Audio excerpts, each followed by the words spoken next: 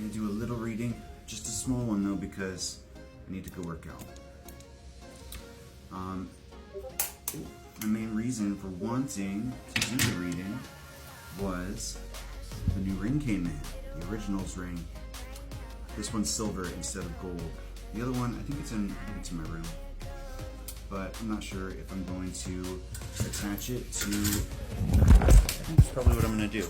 I've got a bunch of like mementos from the journey here. Like this is my old lucky coin I used to have on my keys all the time. This is the piece of stalactite and a keychain from Amicalola Falls. This is a piece of my scrying compass right here. It was attached, but I just didn't want it on there. And then this is the all-seeing eye that was sent to me instead of my evil eye that I ordered, which caused a bit of controversy. So I think I'm going to put my daylight ring on this loop too, and wear the silver one. It is the first piece of jewelry. We are switching from gold to silver.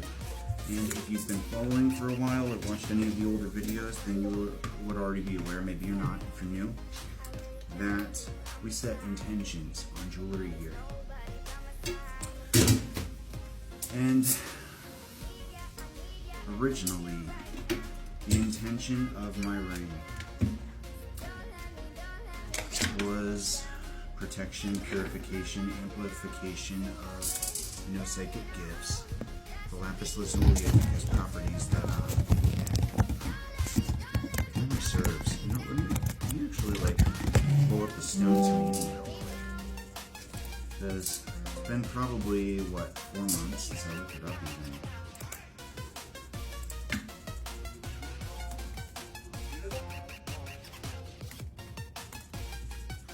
Lapis lazuli. Inner truth, that's what it was, and wisdom. It's associated with wisdom and understanding. Lapis lazuli carries the energy of universal wisdom that can help you find your spiritual path and step into your own power. It is believed to help the wearer discover and express their inner truth. And when I was trying to, I don't think I actually knew about that before, but when I was trying to unblock my throat chakra, as right around when I started wearing it, when I did the Amicalola trip.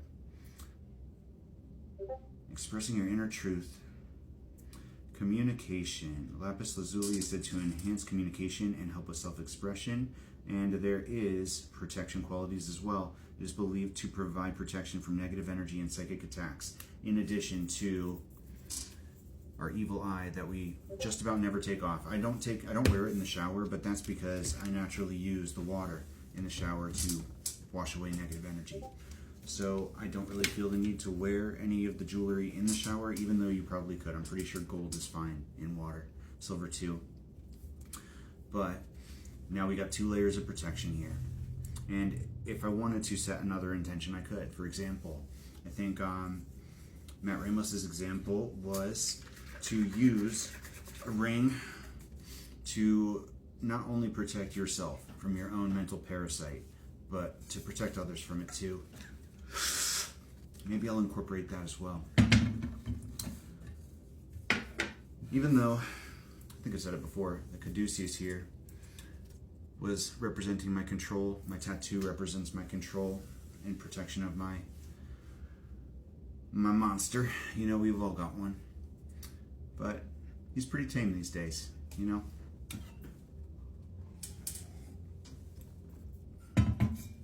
But setting intentions, creating totems, it's a great manifestation technique.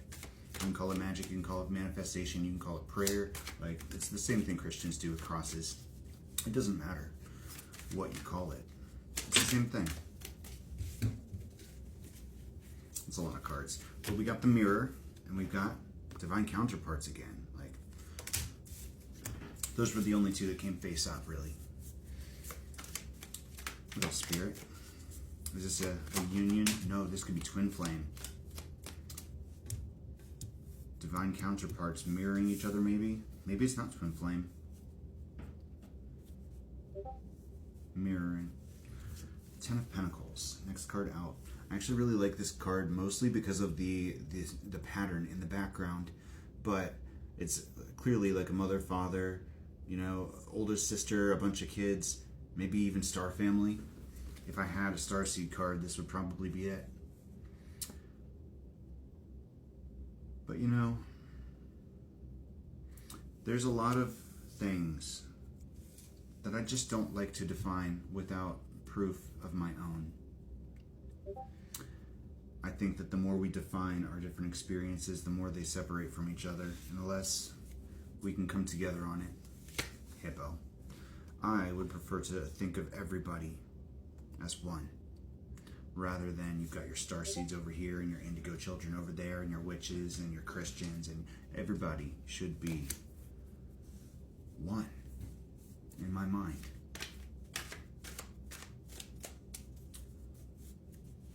But that's just me, you know?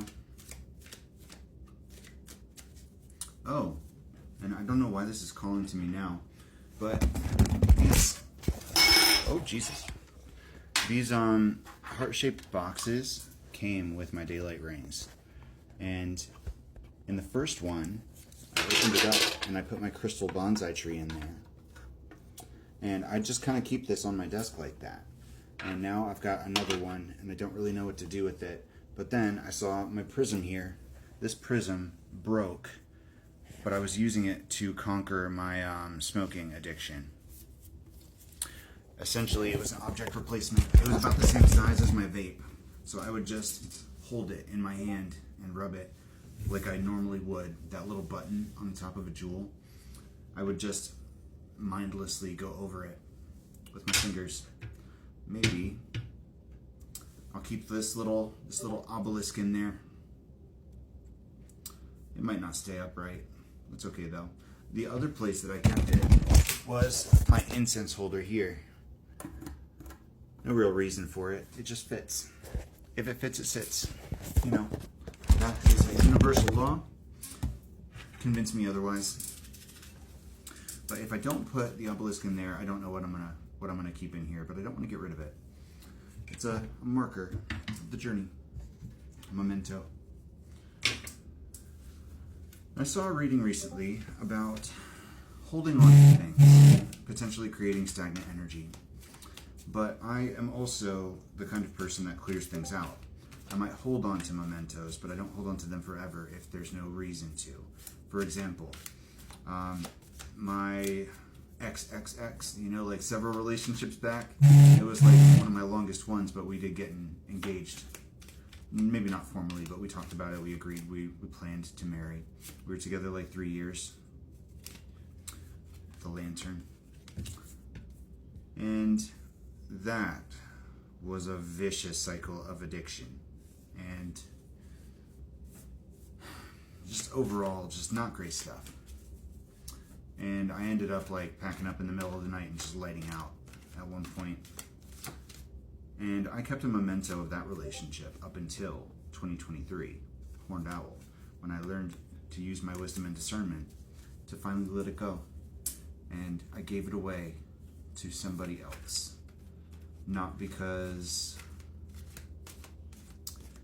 I wanted them to have that stagnant energy, but because I wanted to give them a gift that meant something to me, to show that I care. So I gave them something important. Even though they didn't value it, they didn't appreciate the gift for anything other than just another object. You know, they got free shit from everybody all the time. But it was a gesture for me, and that's what was important. And it was time to let go of what I considered an important memento. Six of Swords. And that is how I was able to move on from that energy. I let go of that cycle that day. And I felt it clear. So these mementos that I do hold on to, these mementos that I keep, not the ones that I give to my ancestors in my lantern, but the ones that I keep on my table, those are all for me, not for other people. They're my energy. They're markers of my journey. I'm not really sure why the reading went this direction. King of Swords. Maybe there's a message for him in there. Maybe not. I guess we'll find out. Blue whales. Thanks for watching.